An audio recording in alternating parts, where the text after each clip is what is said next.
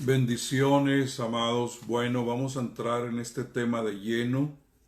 No, no puedo cubrirlo todo porque es un tema bastante extenso, pero sí quiero asentar algunas bases muy importantes que nos van a ayudar para reflexionar en cuanto a esa pregunta que hice hace un momento. ¿Pasará la iglesia por la gran tribulación? Y para ello pues tenemos que meternos en la escritura para que sea la palabra de Dios la que nos responda con respecto a este tema tan importante. Quiero mencionarles algunas cosas que son importantes en cuanto a creer que la venida del Señor es inminente, o sea, en cualquier momento. Puede suceder ahorita que estamos intercambiando o puede suceder en la tarde, es decir, es algo que la Biblia nos marca que puede suceder en cualquier momento. Y que hay evidencias en la palabra de Dios de que los hermanos de la iglesia apostólica primitiva, ellos creían en la venida inminente del Señor y que cuando tenían un tiempo de tribulación, como aparecen los hermanos de Tesalónica, que fueron afectados, perseguidos, ellos pensaron que en cualquier momento iba a llegar el Señor y Pablo tiene que ponerles el conocimiento en orden para nuestra bendición ahora. Por ejemplo, estaba estudiando la iglesia que aparece en Apocalipsis, que Dios, el Señor, escoge 7 iglesias para a través de ellas hablarnos no solamente de las iglesias existentes en el Asia Menor en ese tiempo, sino que de una manera maravillosa las vemos recorriendo toda la historia de la iglesia hasta este momento. Que si se cambiara el orden en que aparecen ahí en el libro de Revelación, se perdería la secuencia. O sea que aún el orden en el cual aparecen en el libro de Revelación es bastante interesante porque va históricamente calzando perfectamente la una con la otra. Y ahí aparece una iglesia que es muy interesante para este estudio, y es la iglesia de Esmirna. Y el Señor, hablando con la iglesia de Esmirna, le dice: yo conozco tus obras y tu tribulación y tu pobreza, pero tú eres rico, dice el Señor. Y la blasfemia de los que se dicen ser judíos y no lo son, sino sinagoga de Satanás. No temas en nada lo que vas a padecer. He aquí el diablo echará a algunos de vosotros en la cárcel para que seáis probados y tendréis tribulación, dice, por 10 días. Pero luego, como el Señor sabía que esa iba a ser una tribulación en la cual hermanos iban a perder la vida, les dio a entender que esa tribulación que ellos iban a pasar por 10 días no era la gran tribulación.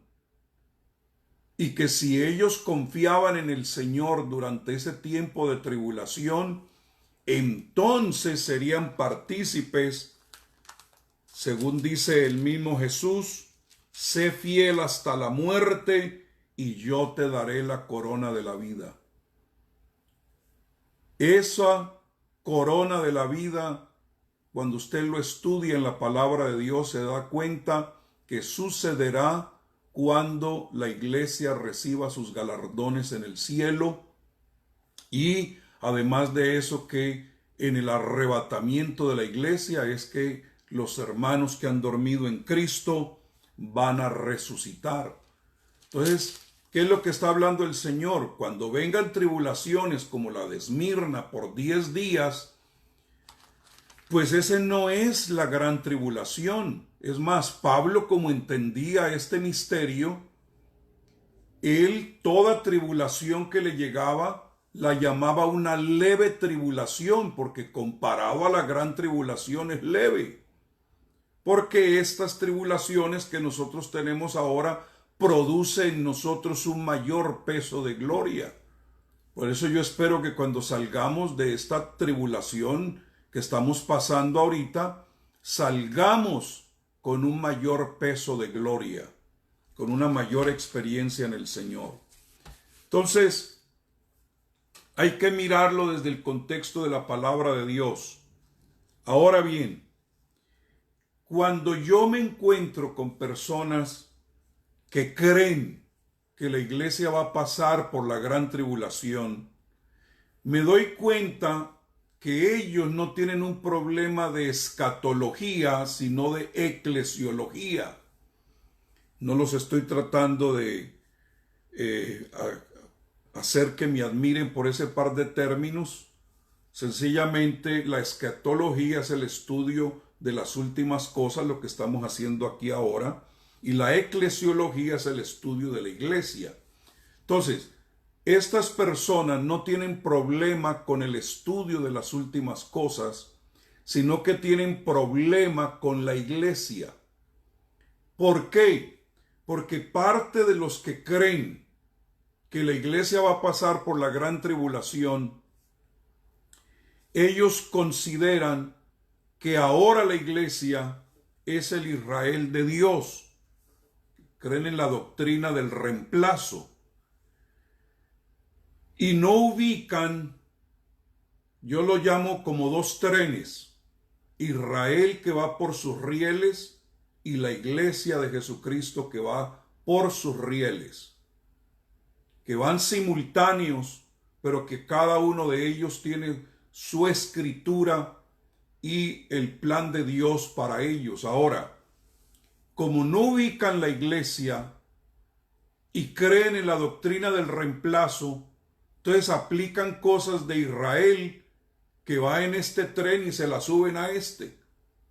Y la llevan entonces a la iglesia por la gran tribulación y la ven golpeada, no la ven gloriosa, no la ven rescatada, no hacen diferencia en que muchas de las cosas, como vamos a ver hoy, que tienen que ver con la gran tribulación, siempre es en relación a los malos. Pero bueno, ahí vamos con calma, con la ayuda de Dios.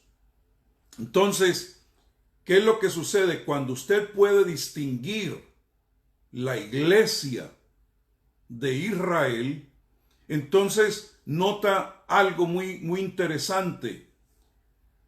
Jesucristo habló que su venida sería como los días de Noé y los días de Lot. Es interesante que utilice ese par de personajes para hablar de los últimos días. ¿Por qué? Porque yo veo a Noé como a Israel y a Lot lo veo como la iglesia. Por eso a Lot se le dice que nosotros debemos ser dignos de escapar como escapó Lot, porque él fue básicamente tomado. Le sucedió un arpazo, algo fuerte, violento. ¿Por qué? Porque los sodomitas querían arrebatarlo tanto a él y hacerle daño como a los mismos ángeles. Entonces vino un arpazo, un rapto. Pero en el caso de Noé, lo vemos aquí en la tierra, preservado en el arca, milagrosamente, con toda su familia. Entonces, así es como veo yo, Dios protegiendo a Israel durante el tiempo de la gran tribulación y tomando a la iglesia como tomó a Lot. Por eso Jesús habló de esos dos personajes para que entendamos que son dos trenes que van paralelos, pero que cada uno tiene su razón. Ahora, cuando usted ubica la iglesia y entiende el misterio de la iglesia, porque la iglesia es un misterio que estaba oculto y que se nos ha sido revelado ahora, ese misterio de la iglesia vive dentro de un lapso de tiempo, dentro de un paréntesis que Dios abrió, lo que se llama el intervalo de su proyección hacia Israel, que son 70 semanas de las cuales habla Daniel. Esas 70 semanas, amados, tienen que ver exclusivamente con Israel. Pero el Señor hace un intervalo que Daniel lo menciona, donde aparece Cristo crucificado y aparece también todo lo que es el tiempo de la iglesia, como nosotros, aunque no lo menciona directamente. Pero entonces la crucifixión de Cristo se sale de esas 70 semanas, porque la semana 69 terminó cuando Daniel claramente dice que entraría triunfante a Jerusalén sobre un pollino de asna. Entonces, Jesús muere fuera de esas 70 semanas de Daniel, porque a través de su sacrificio se abriría la puerta para que tanto judíos como gentiles nos uniéramos y formáramos el misterio de la iglesia, que es la desposada de Cristo, que es la esposa del Cordero. Entonces, para que comience la semana 70, Dios tiene que dirigir su mirada nuevamente a Israel.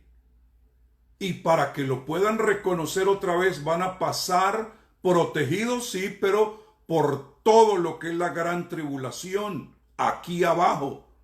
Y esas 70 semanas de Daniel no se puede dar mientras la iglesia de Jesucristo esté aquí, porque Pablo claramente lo enseña.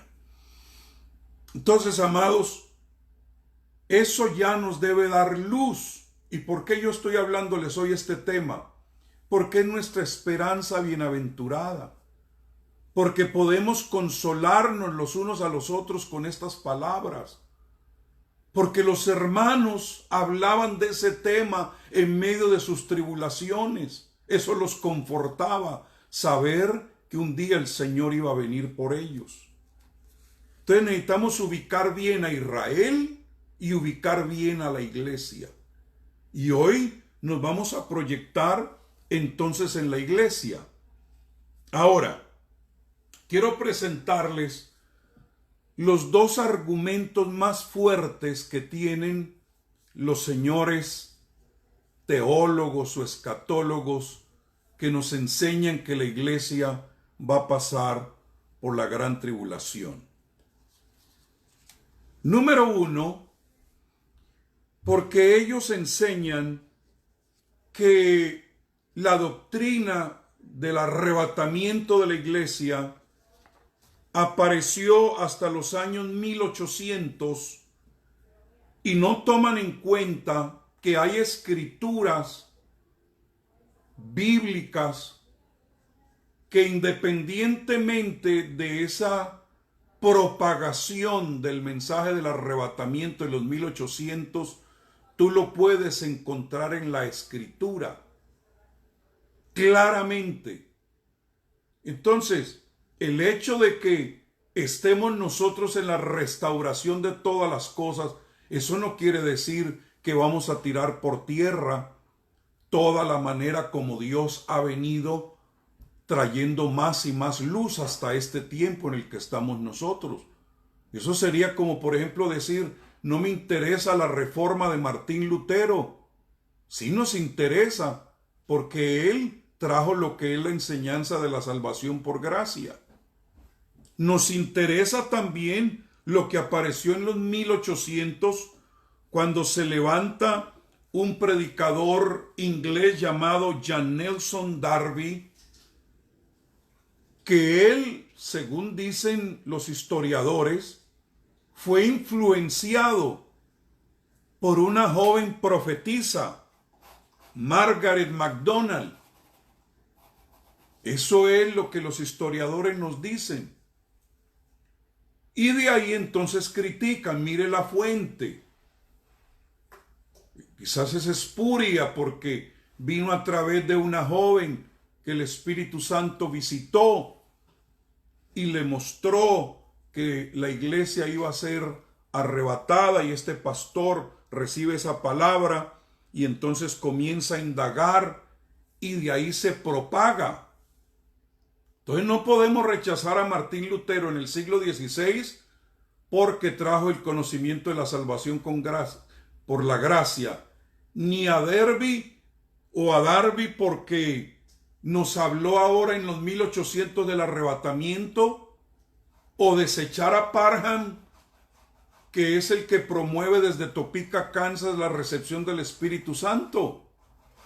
No, Dios ha ido levantando personajes a través de la historia que han estado dando más luz al proyecto original de Dios. Lo importante es saber si lo que este señor Jan Nelson propagó tiene fundamento en la Escritura.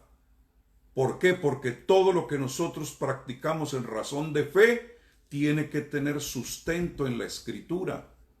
Entonces, ¿qué es lo que descubrimos? Que estos señores que no creen en Primera de Tesalonicenses 4:13 al 18, Primera de Corintios 15, 50 al 58, que hablan claramente de este misterio del arrebatamiento de la iglesia, ellos sí históricamente se conectan a una fuente errónea. Es decir, los que creen que la iglesia va a pasar por la gran tribulación tienen un origen que es más o menos por ahí del siglo IV, a través de un hombre que se introduce en la iglesia y comienza a propagar doctrinas que hasta el día de hoy han causado muchísimo daño. Entonces, los que se conectan con Agustín de Hipona, que aparece en el siglo IV más o menos, ellos se desvían por completo porque él escribió un libro bastante torcido que se llamó La Ciudad de Dios. Y él por completo niega el hecho de que un día iba a regresar Jesucristo para tener un reinado milenial. ¿Por qué a Agustín no le importaba ese tema? Y tuvo que anular también el arrebatamiento de la iglesia para poder acomodar el hecho, que eso no era un asunto literal, sino que sencillamente el concepto de la venida del Señor por su iglesia era algo que nosotros teníamos que considerar como algo alegórico, no literal. Pero hermanos, miren, el milenio aparece 6 veces en el libro de Revelación. Algo que se repite tantas veces es doctrina. Una doctrina no se puede basar en un solo versículo. Pero cuando ya aparece 6 veces en la Escritura hablándonos del milenio, es un hecho, algo literal, no algo alegórico. Entonces, Agustino en el siglo IV hace un reemplazo peligrosísimo, y de ahí se conecta otro teólogo que se llama Calvino, que forman un cuerpo de iglesia que desecha por completo muchas cosas que nosotros hemos recibido por el Espíritu Santo. Entonces, si alguien dice la iglesia va a pasar por la gran tribulación, hay que preguntarse qué tipo de iglesia es. ¿La iglesia de la Odisea o la iglesia de Filadelfia? ¿Por qué? Porque Agustín, que era obispo en Alejandría, derribó el avivamiento, el mensaje de la iglesia de Antioquía, que es de donde sale el apóstol Pablo, donde sale Bernabé y donde salen otros predicadores que anunciaron este mensaje que nosotros tenemos. Entonces hay que saber a qué de las dos A usted pertenece. Si perteneces a la iglesia de Antioquía, tú te vas antes de la gran tribulación. Si perteneces a la línea de la iglesia de Alejandría, tú te quedas. Por eso estaba recordando ahora que vino un hermanito que se congregaba, bueno, un hermano pues, ¿no? Que se congregaba cuando mi padre era pastor en una ciudad que se llama Pereira. Y el hombre se desvió siguiendo esta doctrina y con versículos sacados fuera de contexto y con argumentos, y lo dejaron mareado con la idea de que la iglesia sí definitivamente iba a pasar por la gran tribulación, porque hay algunos que dicen que cuando a Pablo habló de la final trompeta, la conectan por allá con la séptima trompeta, cuando eso no tiene nada que ver, porque la séptima trompeta es trompeta de muerte y la trompeta final es trompeta de vida y de resurrección. Y aquella séptima trompeta la tocará un ángel, y esta última o final trompeta la tocará el mismo Señor con voz de mando, con voz de arcángel y con trompeta de Dios, porque para que los muertos en Cristo puedan resucitar no puede ser el sonido de un ángel, sino la voz de Dios. Porque la Biblia dice que aún los muertos oirán la voz del Hijo de Dios. Porque si algo tiene un hijo de Dios es que ni la muerte le quitará el oído para oír la voz del Señor. Los muertos oirán. O sea que los hermanos que han dormido en el Señor, el oído todavía lo tienen vivo. Por eso cuando venga el Señor con voz de mando, que es la misma voz que dice la Biblia que levantó la voz y dijo, Lázaro, ven fuera. Y la misma voz con la que exclamó cuando estaba en la cruz, con esa misma voz de mando ordenará, y todos los hermanos en Cristo se van a levantar. Entonces, hermanos, no podemos perder eso. Y entonces, hermanito, pues se metió ahí y alborotar la gente de la iglesia. Y mi padre entonces lo mandó a llamar y le dijo, mire, hermano, yo quiero que hagamos algo. Yo quiero que me lleve a un buen fotógrafo, porque yo quiero que usted me pague esa foto. Y el hombre sorprendido le dice, ¿y para qué quiero yo esa foto? Le digo, mi padre, para que cuando yo me vaya en el arrebatamiento de la iglesia, usted que se va a quedar aquí, le diga a todo el mundo, aquí está uno que se fue, y se lo pueda mostrar. Te la voy a dar de regalo. Ahí se le acabó esa bulla que tenía. Entró en reflexión. Entonces, el milenio aparece 6 veces en la Escritura, en Revelación capítulo 20. Es algo que se cree en la escatología bíblica. El reinado de Cristo, hermanos, es literal, y la bendición es que nosotros reinaremos con Él. Pero Agustín, como él quería congraciarse con Roma, no le convenía hablar de un rey que iba a venir a reinar, porque entonces sería una competencia con el emperador romano, tal y cual como sucedió cuando aquellos sabios fueron al palacio de Herodes a decir, ¿dónde está el rey que ha nacido? Entonces, este Agustín, por asuntos políticos, pervertió en ese libro, La Ciudad de Dios, esa doctrina, y de ahí para adelante, Calvino y otros teólogos han seguido esa línea de pensamiento. Pero quiero que noten algo, que estos señores anti-arrebatamiento, post-Agustín, herederos del concilio de Nicea, que ustedes saben todo lo que eso provocó, estos teólogos han traído doctrinas como el dominionismo, que lo adoptó la religión popular, abolieron por completo la enseñanza del arrebatamiento con doctrinas perniciosas y dijeron que no se podía tomar la escritura de una manera literal, sino alegórica.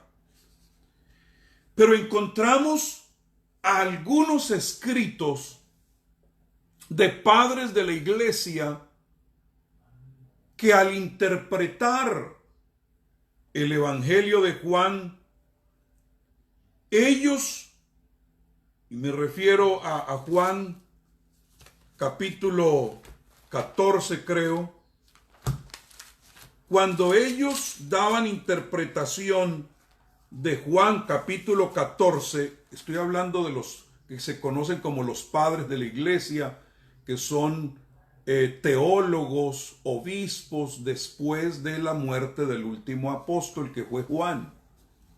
Y encontramos que históricamente ellos escribieron, predicaron y enseñaron tal y cual como enseñó el apóstol Pablo y como enseñó el apóstol Juan.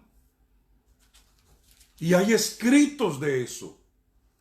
Por ejemplo, en el siglo IV, más o menos paralelo con Agustín, aparece un hermano de apellido Efraín, pseudo Efraín, que vivió más o menos por ese tiempo, se cree. Y recientemente se descubrió un escrito de él. Y mire la declaración que se encuentra en el escrito antiguo de este hermano. Dice: ¿por qué debemos rechazar el cuidado de las acciones terrenales y prepararnos para la venida de nuestro Señor y Cristo, para que Él nos atraiga a sí mismo de la confusión que sobrecoge al mundo? Por lo tanto, los santos que han sido elegidos por Dios serán recogidos antes de la gran tribulación que ha de venir y serán tomados por el Señor para librarlos de la confusión que va a sobrecoger al mundo por causa de sus pecados. Eso escribió Efraín en ese tiempo, hermanos. Entonces no es un asunto de Darby del siglo XVIII. Allá en el siglo IV ya encontramos un escrito de alguien que se conecta directamente. Y mire el estímulo, porque hermanos, el hecho de creer que la venida del Señor es inminente ayuda a muchas cosas al creyente. Aquí encuentras tú a Efraín diciendo: es necesario que yo me consagre. Es necesario que yo sea libre de las acciones terrenales para prepararme para encontrarme con el Señor Jesucristo. Entonces, cuando una persona no cree en el arrebatamiento inminente, es decir, que eso va a suceder en cualquier momento, y dice: no, hombre, eso va a ser de aquí hasta que llegue la gran tribulación. Como no veo gran tribulación, yo no veo anticristo manifestado, pues comamos y bebamos. Vamos a hacer lo que nos dé la gana. Pero aquí nos está diciendo este hermano: no, yo me voy a cuidar porque el Señor viene y quiero que me libre de la gran tribulación que viene. Entonces, la primera cosa que nos ayuda cuando creemos la doctrina, por eso es que usted ve que esa gente que va conforme a la línea de Alejandría es gente, hermano, que no vive para Dios y aceptan cualquier barbaridad de cosas en sus medios. Pues como no tienen, vamos a decir, ese temor de Dios, temor sano, ¿no? Entonces hacen lo que les da la gana.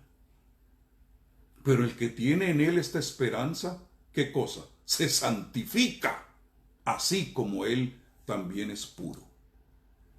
Quita también, hermanos, además, el ánimo de evangelizar. ¿Para qué voy a ganar a otros si todo el mundo va a pasar por esta gran tribulación? ¿Ah? ¿Para qué? Pero cuando usted sabe que la venida del Señor es inminente y usted ama a sus vecinos, ama a sus familiares, usted los va a querer forzar a que entren.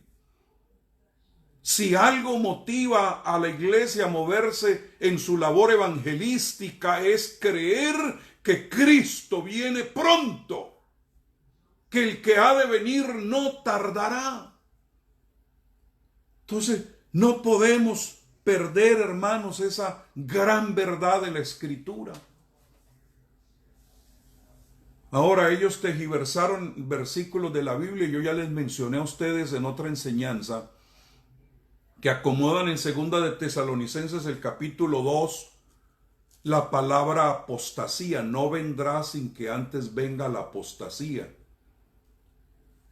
Es cierto que la iglesia de Laodicea es una iglesia apóstata. Es cierto que Pedro nos dice claramente que en los postreros días habrían gente apóstata. Pero ese versículo lo acomodaron ahí, pusieron la palabra apostasía, no vendrá hasta que no venga la apostasía, fuera de contexto, y lo hicieron amañados o con amaño, porque había gente que se estaba saliendo o contradecía la Santa Madre Iglesia. Entonces escribieron apóstatas y no van a participar cuando el Señor venga. Pero resulta que la palabra apostasía que aparece ahí, ya yo les enseñé, tiene que ver con ser quitado, como enseña la Biblia en Hechos, cuando acusaron al apóstol Pablo de apóstata, es porque él fue quitado del judaísmo para ahora entrar al camino. Entonces lo mismo en la iglesia, si de algo vamos a apostatar es del sistema anticristo, del sistema del mundo, pero para el Señor vamos a ser tomados para Él. Porque el contexto que aparece ahí en la Escritura me habla de que eso se trata. Mire cómo menciona dos cosas ahí. 2 de Tesalonicenses capítulo 2. Pero con respecto a la venida de nuestro Señor Jesucristo, 1.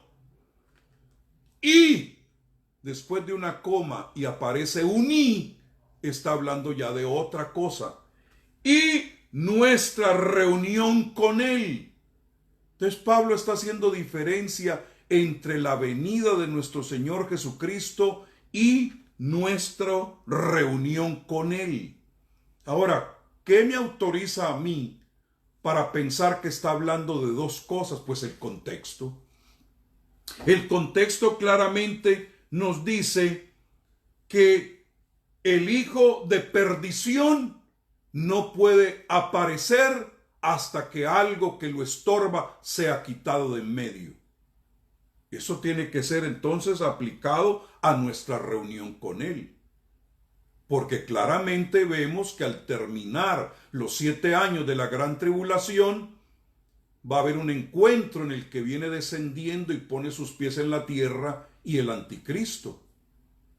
Pero ahorita no puede aparecer, pero en la segunda venida ya va a estar aparecido. O sea, hermano, que el que cree que va a pasar por la gran tribulación no es parte de aquellos que lo están deteniendo, sino que se la van a jugar con él en la gran tribulación. Que el Señor los ayude. ¿Por qué? Porque habla de un antes y de un después. Antes ahorita es impedido, no puede aparecer, porque hay algo que al presente lo detiene y es la iglesia de Jesucristo, que es ese Él. Yo ya se lo demostré. Pero cuando sea quitado, cuando nosotros nos reunamos con el Señor, entonces sí va a aparecer, pero en la segunda venida de Cristo, que ya vendremos con Él, va a haber un enfrentamiento entre Jesús y el anticristo. Y además el contexto también nos dice que cuando sea quitado lo que le estorba, entonces se manifestará aquel inicuo a quien el Señor matará con el espíritu de su boca y destruirá con el resplandor de su venida, inicuo cuyo advenimiento es por obra de Satanás con gran poder, señales y prodigios mentirosos y con todo engaño de iniquidad. Oiga, ¿con quiénes va a trabajar el anticristo? Aquí dice Pablo, con los que se pierden. Pero nosotros no somos los perdidos. ¿Cómo van a decir que la iglesia de Jesucristo es la perdida? Si Él va a operar entre los que se pierden, entre aquellos que no recibieron el amor por la verdad para ser salvos. Porque yo creo que la iglesia alejandrina habla de la verdad, pero no ama la verdad. La iglesia de Jesucristo no solo conoce la verdad, sino que ama la verdad. Entonces este va a operar entre aquellos que no recibieron, los va a engañar. Y dice que el mismo Dios envía un poder mentiroso o engañoso para que crean la mentira, a fin de que sean condenados todos los que no creyeron a la verdad, sino que se complacieron en la injusticia. Hermano, eso nosotros no calificamos para eso, y ahorita se los voy a demostrar. Para nada calificamos nosotros. Entonces, hablando acerca de esto, los que creen que la iglesia va a pasar por la gran tribulación, fuera de negar, les quería mencionar a esos padres que sí escribieron. Mire, en el siglo o en el año 110 después de Cristo, Papías escribió acerca de Juan 14, que él creía que el Señor había ido a preparar lugar para él y un día lo iba a tomar. Irineo en el año 130 al 202 después de Cristo, después de los apóstoles, él también escribiendo de Juan 14, 1 y 2, habla, él ha ido a preparar lugar y un día va a venir por nosotros. Nos va a tomar para estar con él. Tertuliano en el año 196 al 212 también escribe de lo mismo. Cada vez que se dirigen a Juan 14, ellos coinciden de que la iglesia va a ser arrebatada. Origen en el año 182 al 251 y Cipriano en el año 258. Entonces, permítame les leo qué es lo que dice ahí Juan capítulo 14, que a ellos les llamó la atención, y todos esos padres, escritores, teólogos de ese tiempo, creyeron lo que nosotros creemos. Creyeron lo que enseñó Jesús, lo que enseñó Pablo y lo que enseñó el apóstol Juan. No se turbe vuestro corazón, y está Jesús hablando. ¿Creéis en Dios? Creed también en mí. O sea, este mensaje quita la turbación. En la casa de mi Padre muchas moradas hay. Si así no fuera, yo os lo hubiera dicho. Voy pues a preparar lugar para vosotros. Y si me fuere y os preparare lugar, vendré otra vez y os tomaré a mí mismo, para que donde yo estoy, vosotros también estéis. Y óigame lo que dijo Jesús. Y sabéis a dónde voy y sabéis el camino. ¿A dónde se fue Jesús? Contésteme eso a los señores que creen que la iglesia va a pasar por la gran tribulación. ¿A dónde se fue Jesús? Y él dijo, para que donde yo estoy, vosotros también estéis. Pues si alguien quiere quedarse, pues ya quiere darse ese lujo, allá usted. Ahora, ¿De dónde sacan? Que es uno de los versículos que siempre te van a sacar para decir, si ve, aquí se ve claramente que la iglesia va a pasar por la gran tribulación, y eso lo apoyan en Apocalipsis o Revelación capítulo 20, versículos 4 y 6. Leamos. Vaya siguiendo la secuencia. Y vi tronos. Cada vez que usted encuentra en el libro de Revelación la palabra tronos en plural, siempre esos tronos están arriba. Nunca encuentra usted esos tronos aquí abajo. Siempre están allá arriba. Y desde arriba es de donde adoran al Cordero León. Y esos 24 es un número representativo de la iglesia de Jesucristo. Y usted lo puede ver claramente que es la iglesia allá arriba. Entonces, y vi tronos, o sea, la gente de arriba.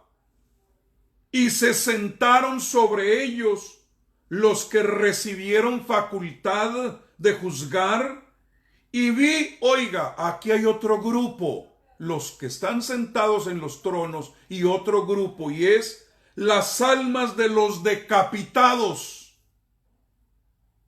Aquellos que están debajo del trono muertos y dicen, ¿hasta cuándo vengará nuestra sangre?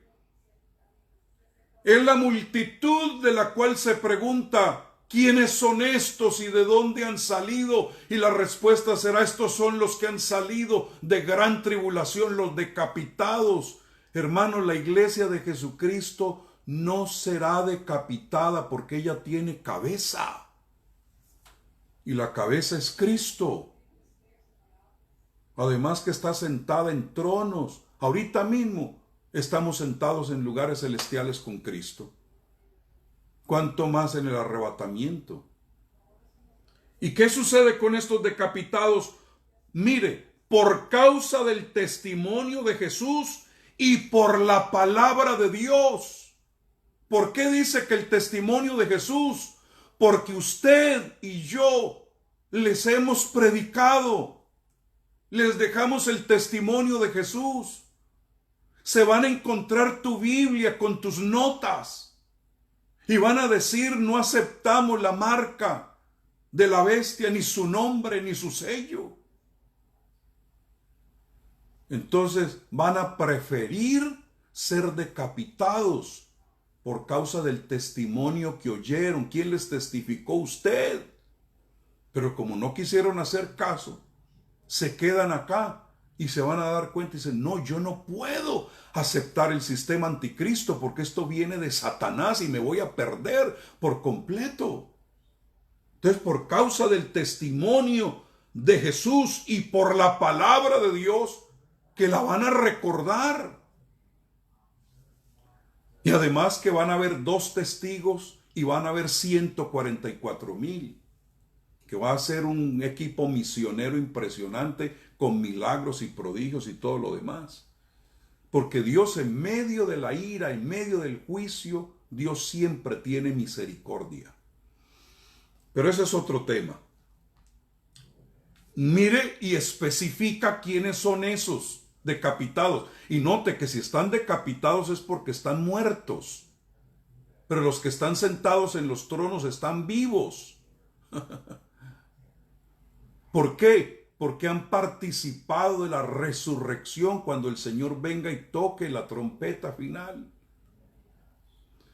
Entonces aquí está y dice, ¿quiénes son esos decapitados? Dice, los que no habían adorado a la bestia ni a su imagen y que no recibieron la marca en sus frentes ni en sus manos y vivieron y reinaron con Cristo 1000 años. Van a tener el privilegio de unirse a la iglesia a través del martirio.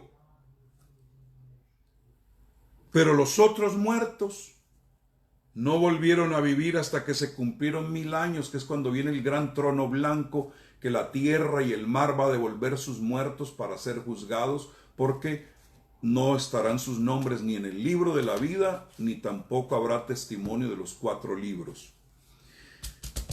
Entonces, ese trato que el Señor va a tener con los decapitados, lo llama Juan, esta es la primera resurrección, y ahí es donde se meten los que creen que la iglesia va a pasar por la gran tribulación, porque la ven, mira, la ven apóstata como Agustín, y como la ven apóstata, entonces la ven pasando por la gran tribulación. Pero la iglesia verdadera de Cristo no es apóstata, es apostólica. Aleluya. Entonces, mire, ahí aparece la primera resurrección. Oiga, si el Señor le dice a los decapitados que van a reinar con Él, ¿no los va a hacer participar también de la primera resurrección? Y ahorita les voy a explicar algo muy bonito. Bienaventurado y santo el que tiene parte de la primera resurrección. La segunda muerte no tiene potestad sobre esto, sino que serán sacerdotes de Dios y de Cristo y reinarán con Él 1000 años. Les ofrece el reinado juntamente con la iglesia porque tenían el testimonio de Él y la palabra de Él es viva y es eficaz. Ahora, estos hermanos lamentablemente no entienden que la primera resurrección que evita la segunda muerte es por etapas. Y se los voy a demostrar ahora por la palabra. Pero primero, déjenme les leo lo que dice Pablo en Primera de Tesalonicenses capítulo 4, 16 al 17, dice: porque el Señor mismo con voz de mando, con voz de arcángel y con trompeta de Dios descenderá del cielo. Y oiga, y los muertos en Cristo resucitarán primero. La falla de estos malos intérpretes de la Escritura es que confunden lo que aparece aquí en la Escritura cuando dice resucitarán primero con la primera resurrección. Ese término que usa Pablo ahí no es refiriéndose a la primera resurrección, sino que está hablando de que los muertos en Cristo resucitarán primero porque después viene otro grupo. ¿Qué otro grupo es? Los que estemos vivos. Mire la secuencia, ahí está clarito. Y los muertos en Cristo resucitarán primero, luego nosotros. Pero como mochan los contextos, y todo texto fuera de contexto es un pretexto. Mire, eso que habla ahí, de que resucitarán primero, son los decapitados, la iglesia pasa por la gran tribulación, porque allá aparece la primera resurrección. No, está diciendo que los muertos en Cristo resucitarán primero y luego otro grupo. Lo segundo que sucede, nosotros los que vivimos y que hayamos quedado, seremos arrebatados juntamente con ellos en las nubes para recibir al Señor en el aire, y así estaremos siempre con el Señor. Por lo tanto, alentaos los unos a los otros con estas palabras. Yo espero estarles dando aliento con estas palabras. Estas deben ser nuestras pláticas de aliento. Entonces los muertos en Cristo van a resucitar primero. Y claro, eso es la primera resurrección, pero en este pasaje en particular se está refiriendo a que ellos primero van a oír la voz del Hijo de Dios cuando descienda y luego, nosotros nos uniremos con ellos para juntos salir a recibir al Señor en el aire. Ahora, mire, se las pongo mucho más clara, porque usted tiene que dar razón de su fe. Primera de Corintios capítulo 15, donde Pablo habla y describe en profundidad lo que es la resurrección, que es un tema muy elegante de estudiar. Hace poco estuvimos con unos pastores de Venezuela estudiando lo que es la resurrección en relación a la iglesia y es algo espectacular. Pero mira lo que dice Primera de Corintios 15, 22. Porque así como en Adán todos mueren, también en Cristo todos seremos vivificados. Y aquí viene, mire, Pablo nos da lujo de detalle cómo va a ser la primera resurrección. Pero cada uno en su debido orden. Cristo participó de la primera resurrección. Pablo aquí lo está diciendo. ¿Pasó Cristo por la gran tribulación? ¿Ah? Porque el primer resucitado de la primera resurrección fue Cristo. Pablo lo dice. Luego, en el orden, las primicias. ¿Cuáles fueron las primicias? Los hermanos que salieron de los sepulcros y los vieron vivos por Jerusalén. Eso era Jesús demostrando que Él es la resurrección y la vida, y que el que cree en Él, aunque esté muerto, vivirá. Por eso se vino con unos muertos. Seguimos en el orden, porque dice su debido orden. Luego, los que son de Cristo. ¿Quiénes son los que son de Cristo? Pues todos los que pertenecen a la iglesia triunfante, entre ellos mi padre, mis abuelos y quizá familiares suyos que están dormidos en Cristo. Entonces, primero Cristo, segundo las primicias, tercero los hermanos que son de Cristo, y luego da una cuarta categoría y habla de los que se levantarán en su venida o segunda venida. Léanlo, ahí está. Entonces son 4 grupos. Jesús, las primicias, los hermanos que se levantarán primero y luego nosotros para salir a recibir al Señor en el aire, y luego los decapitados. Ahí está el orden. Por eso yo siempre he pensado esto y lo digo con mucho respeto. ¿Cómo se va a meter uno al libro de revelación sin el Espíritu Santo? ¿Ah? Cuando el Espíritu de Cristo es el Espíritu de la profecía. Entonces una persona sin el Espíritu Santo se mete allá a ver todo ese poco de bestias y fieras y animales y seres extraños allá. Por eso un teólogo decía que esos que se meten allá sin el Espíritu Santo pueden terminar siendo mucho más bestias y espantosos que las que aparecen en Apocalipsis. Eso es una nota ahí humorística, pues. Entonces, amados, déjenme terminar presentándoles algunas verdades de la palabra para dejarlos ir. Y les agradezco altamente que estén compartiendo conmigo este momento en la palabra. Me inspira saber que estoy siendo de edificación para el pueblo de Dios. Tome en cuenta lo siguiente: la venida del Señor es inminente. Y eso lo encuentra usted en Primera de Corintios 15, 51 y Primera de Tesalonicenses 4, 15. Así, en cualquier momento. El día y la hora de eso nadie lo sabe. Y dice la Biblia claramente que Él viene como ladrón en la noche para 2 tipos de gente.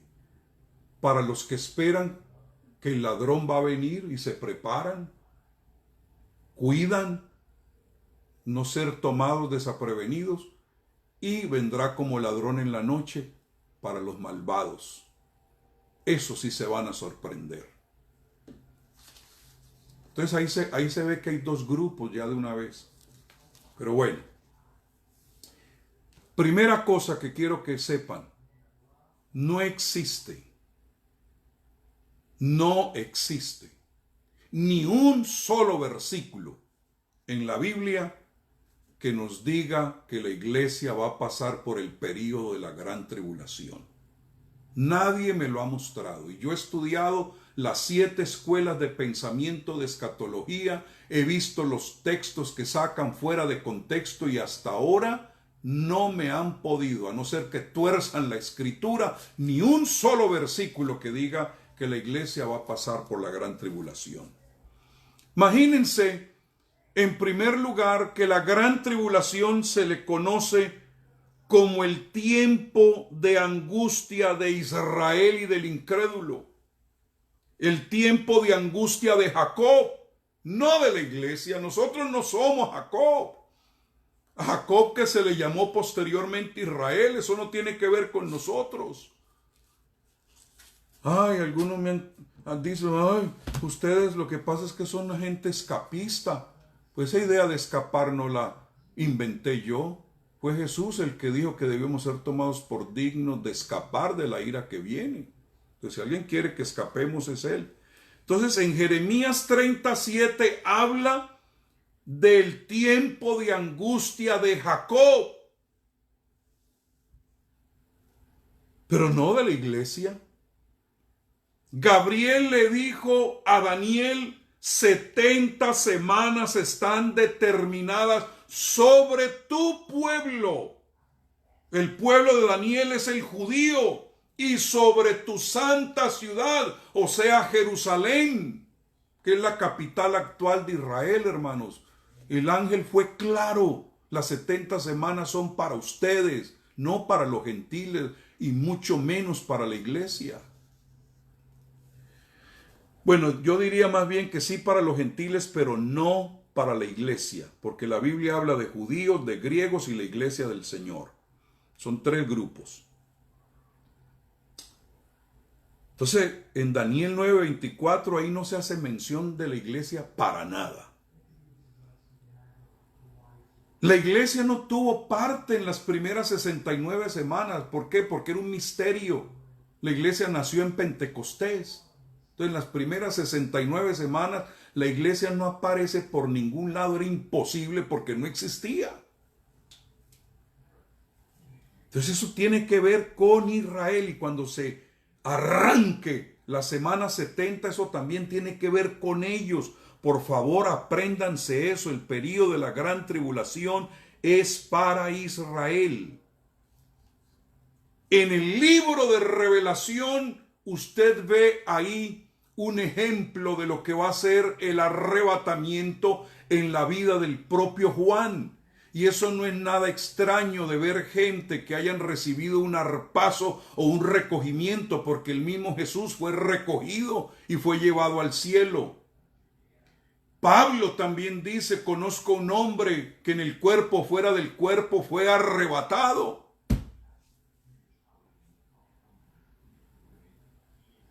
Y así Felipe estaba allá en el desierto bautizando y de repente fue tomado. O sea, eso no es nada extraño en la Biblia, porque ya ha habido ejemplos. Y ahí en el libro de Revelación se nos da un ejemplo claro que en el momento que Juan sube es el tiempo de la subida de la iglesia. ¿Por qué? Porque el libro de Revelación tiene 3 divisiones para que usted lo estudie: las cosas que fueron, las cosas que son y las cosas que serán después de estas.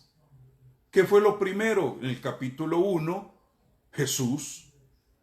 Capítulo 2 y 3, la iglesia. Y capítulo 4, sube y comienza todo aquí abajo en la tierra. Entonces, si usted no observa esas 3 cosas y lo amalgama todo, usted tira la iglesia ya, cuando en el capítulo 4, versículo 1, en la experiencia de Juan, ¡pum!, se le abre y dice, sube acá, y al instante, que eso es marcas de arrebatamiento, al instante. Gloria a Dios. Entonces Juan fue llevado al tercer cielo antes de la gran tribulación. Y es más clarito, si usted sigue leyendo el capítulo 6, usted nota que el primer caballo que arranca no puede arrancar hasta que no reciba autorización del cielo. Y estando Juan allá en el cielo diciendo, ¿y esto por qué no arranca? Uno de los 24 de la iglesia que conoce lo de la profecía le dijo, Juan, no llores más, el Cordero acá arriba él ha vencido y él es el que puede abrir el primer sello para que arranque el anticristo. Entonces ese periodo de la gran tribulación en el capítulo 6 arranca hasta el capítulo 19 y ya para el 20 aparece nuevamente la iglesia sentándose en tronos, la nueva Jerusalén descendiendo del cielo, el esposo con su esposa. Ahora, los que creen que la iglesia va a pasar por la gran tribulación, muéstrenme en qué momento aquí en la tierra la iglesia va a estar celebrando las bodas del Cordero. Que ese es un hecho bíblico. Imagínense las bodas acá con la iglesia vuelta a pedazos. ¿Qué clase de marido es ese? ¿Ah? Toda sangrentada, toda mutilada. No, él dice, yo vengo a presentarme una iglesia gloriosa, sin mancha, sin arruga. No me la va a tocar nadie porque es mía. Entonces, amados, durante ese tiempo de sellos, trompetas y copas, yo no veo la iglesia aquí por ningún lado. Sí se ven santos, los que van a ser decapitados. Sí se ven judíos que van a reconocer al Señor. Sí se ven los dos testigos, pero la iglesia como tal, en ningún lado. Miren ustedes qué cosa, que en los primeros 3 capítulos del libro de Revelación, la iglesia se menciona 20 veces y de ahí para adelante hasta el capítulo 19 ni una sola vez. Entonces ahorita estamos en el periodo de la iglesia. No aparece. Desde el Apocalipsis o Revelación capítulo 4 versículo 1 hasta Revelación 19:1 no aparece, pero antes 20 veces se menciona por todo lado. Imagínense esto, pónganle atención a esto. En el libro de Sofonías, el capítulo 1 y el versículo 15, el profeta Sofonías llama a ese día, noten esto, muy importante, el día de la ira. Y resulta que el apóstol Pablo en 1 de Tesalonicenses 5:9 dice, no nos ha puesto Dios a la iglesia para ira. Sofonías lo llamó al tiempo de la gran tribulación el día de la ira. Y luego viene Pablo y dice que nosotros no hemos sido puestos para esa ira. Es más, Jesucristo mismo nos libra de la ira venidera. 1 de Tesalonicenses 1:10. Note esas palabras y recíbalas y consuélese. Él no nos ha puesto para la ira venidera. Él nos ha prometido en su palabra que nos va a guardar de la gran ira que viene sobre el mundo entero. Hermano, mire, el periodo de la gran tribulación se le conoce en la Biblia el día del Señor. Sofonías 1:14. La Biblia dice que el día del Señor, ese periodo de gran tribulación, va a venir como ladrón en la noche, que cuando digan los incrédulos paz y seguridad, entonces vendrá sobre ellos destrucción repentina, como los dolores a la mujer encinta. Nosotros tenemos los dolores que indican que viene un parto, pero cuando venga el Señor como ladrón en la noche, ya serán los dolores de un dilatamiento para las señoras que han tenido hijos. Ay, me dolió aquí, pero todavía el bebé no nace. En eso es que estamos nosotros ahora, como pasó con la iglesia de Esmirna, 10 días de tribulación. Pero aquí habla ya de los dolores de la mujer encinta, ya para parir. Primera de Tesalonicenses 5 del 2 al 3 dice que esas personas incrédulas no escaparán. Pero nosotros no estamos incluidos en eso porque la Biblia claramente dice que nosotros vamos a escapar de la ira que viene, pero los incrédulos dice no escaparán. Mire este versículo tan hermoso que usted debe recibir hoy. Jesús le dice a su iglesia de Filadelfia, a usted, hermano, no a la Odisea, no a la que se iba a pasar por la gran tribulación, a usted. Mire, reciba esta palabra de parte del Señor. Es una promesa. Por cuanto has guardado la palabra de mi paciencia, yo también te guardaré de la hora de la prueba que ha de venir sobre el mundo entero para probar a los que moran sobre la tierra. Clarito, específico. Pero a usted yo te libraré. Apocalipsis 3:10. Ahora, les hablaba de las bodas del Cordero. Usted léalo ahí en Apocalipsis 19 del 7 al 21. Las bodas del Cordero van a ser efectuadas arriba, mientras aquí abajo se estarán preparando para la batalla del Armagedón, que es parte de la gran tribulación. Entonces eso indica que la iglesia tiene que ser arrebatada para que las bodas del Cordero, para que usted reciba también los galardones, para que usted reciba su corona. Eso tiene que ser en otra parte, porque usted no lo encuentra en ninguna parte aquí en la tierra, porque el Señor mismo ni va a estar aquí. Aquí el que va a estar es el anticristo, mientras que arriba está Jesucristo. Entonces, ¿cómo va él a dar galardones abajo si no aparece abajo, está arriba? Y él mismo lo dijo, para que donde yo estoy vosotros también estéis. ¿Dónde van a recibir los creyentes la corona que habla la Biblia? ¿Dónde se van a efectuar las bodas del Cordero?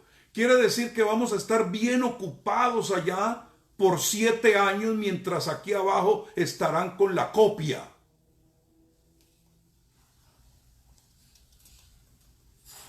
El fin de la era será como en los días de Noé, Mateo 24:37.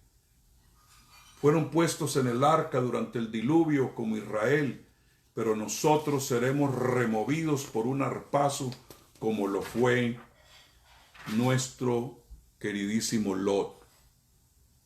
Dice que el fin de la era será como los días de Lot, Lucas 17:28. Fueron removidos para ser librados del juicio, del fuego y granizo que iban a caer sobre la tierra.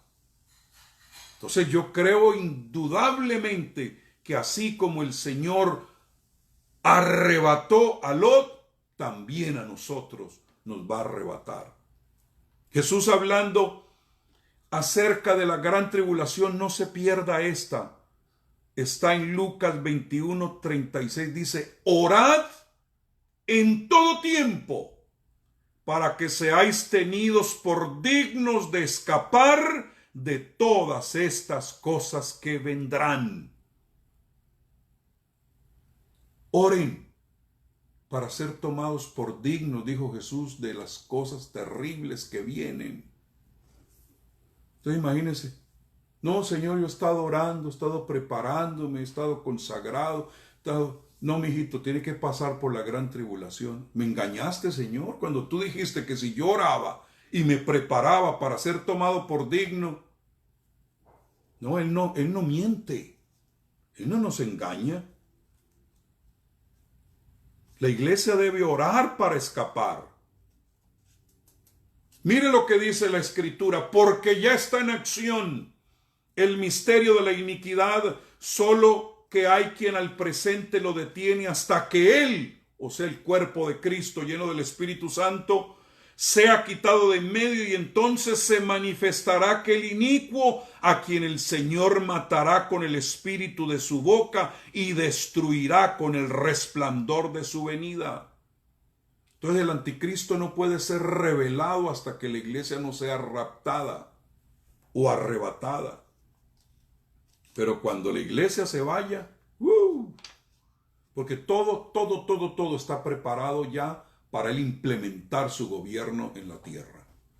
Para tomar dominio de los habitantes, todo ya está listo. La iglesia no va a alcanzar a conocerlo mientras nosotros estemos aquí, poder decir es fulano o es mengano. Pero una vez que la iglesia se vaya, se va a manifestar y todo el mundo va a saber quién es él. Ahorita no sabemos quién es el anticristo. Entonces, Isaías escribió y dijo, tus muertos vivirán, sus cadáveres resucitarán, despertad y cantad moradores del polvo, porque su rocío es cual rocío de hortalizas, y la tierra dará sus muertos. Anda, pueblo mío, entra en tus aposentos, cierra tras ti tus puertas, y escóndete por un poquito, por un momento, en tanto que pasa la indignación, porque aquí que Jehová sale de su lugar para castigar al morador de la tierra por su maldad contra él, y la tierra descubrirá la sangre derramada sobre ella, y no encubrirá ya más a sus muertos. Isaías 26, del 19 al 21. Yo ya les expliqué claramente que esa porción no cabe en ninguna otra parte en la Escritura, más que cuando los muertos en Cristo resuciten, la iglesia salga y se vaya al lugar que Él ha preparado para nosotros. Tus muertos van a resucitar y tú vas a ser escondido en el aposento que Él está preparando para su iglesia. Eso solo se puede ver en el rapto. Dice Malaquías, y serán para mí especial tesoro, ha dicho Jehová de los ejércitos, en el día en que yo actúe y los perdonaré como el hombre que perdona a su hijo que le sirve. Entonces os volveréis y discerniréis la diferencia entre el justo y el malo, entre el que sirve a Dios y el que no le sirve. Promesa para Israel, porque son, repito, dos trenes simultáneos. Hermanos, el arrebatamiento de la iglesia es un hecho. Lea 1 de Tesalonicenses 4, 16 al 17, Juan 14, 3. Al final vendremos con Él. Apocalipsis 19, 14. En cuanto a esto del arrebatamiento de la iglesia, el día ni la hora nadie lo sabe, pero en su segunda venida sí la gente va a saber, porque son 7 años mediditos.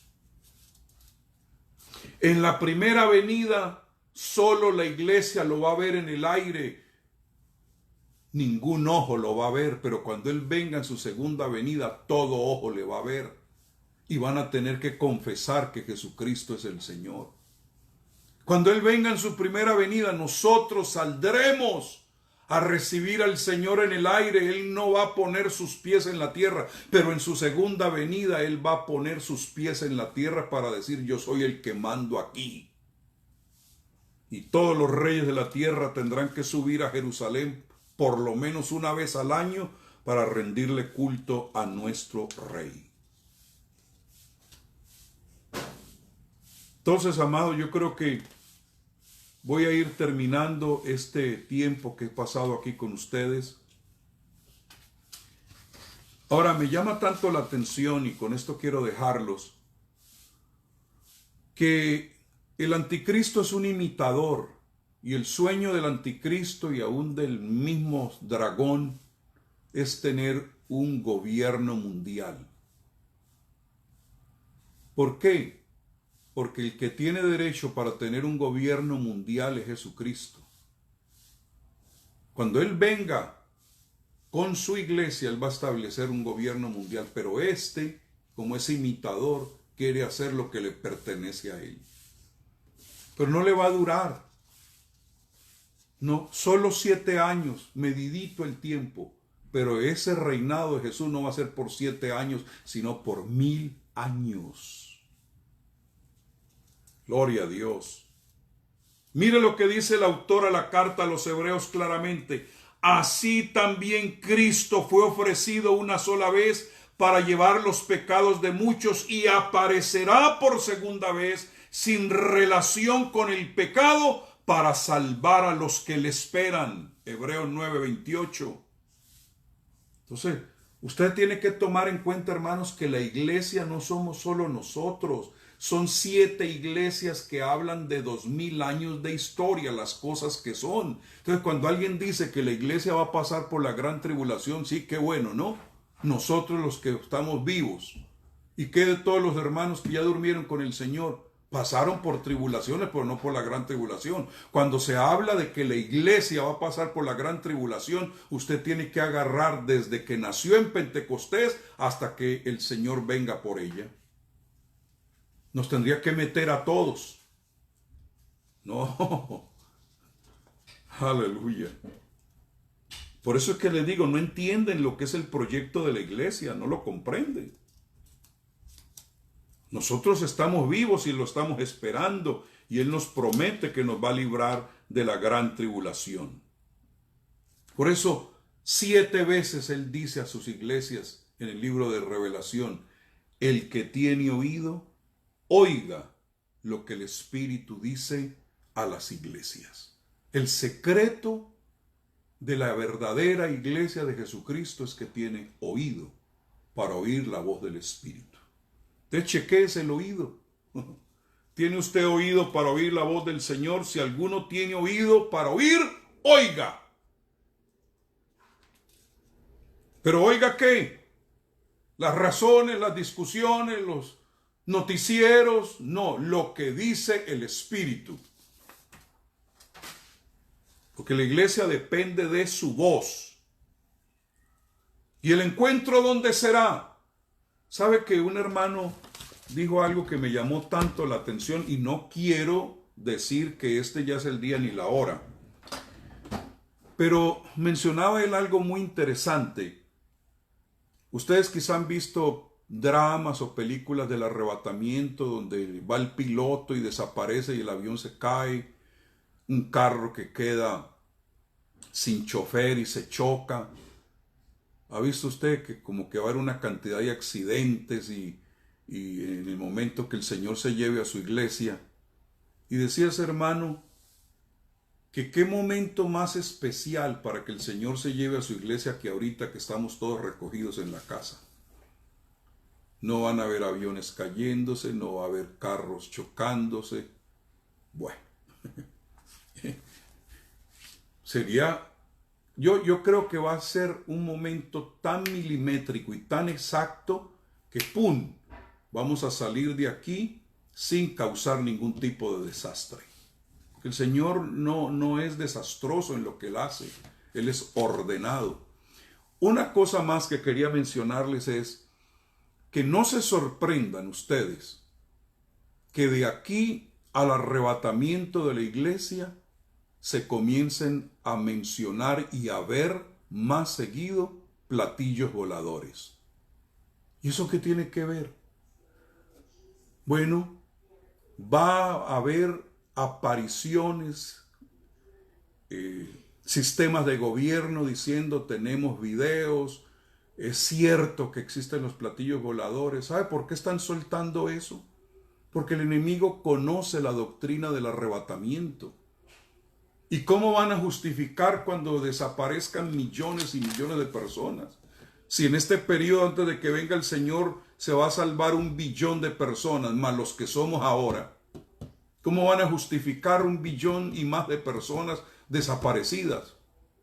Se los llevaron los ovnis, los platillos voladores se los llevaron. Yo no estoy diciéndoles que yo creo que existan o no existan. Eso se lo dejo a usted, que estudia esas cosas. Lo que estoy diciendo es que van a estar hablando más de apariciones de platillos voladores. ¿Para qué? Para poder justificar la desaparición de la iglesia. Y van a decir, se los llevaron un platillo volador.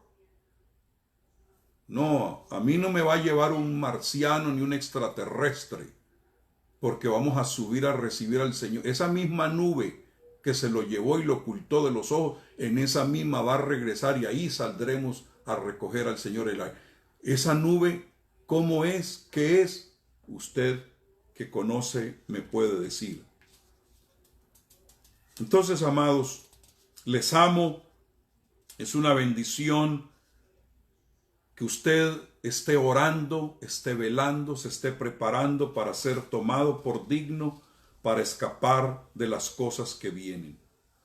Oren en todo tiempo para que seáis dignos de soportar, de escapar de todo lo que viene.